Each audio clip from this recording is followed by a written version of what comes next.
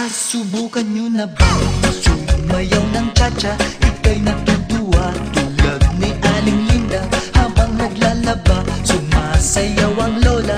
Nakangiti pa siya habang nag-cha-cha-cha. Dahil ang cha-cha pampatanggal ng problema. Lagi ka pang nakatawa habang nag-cha-cha-cha.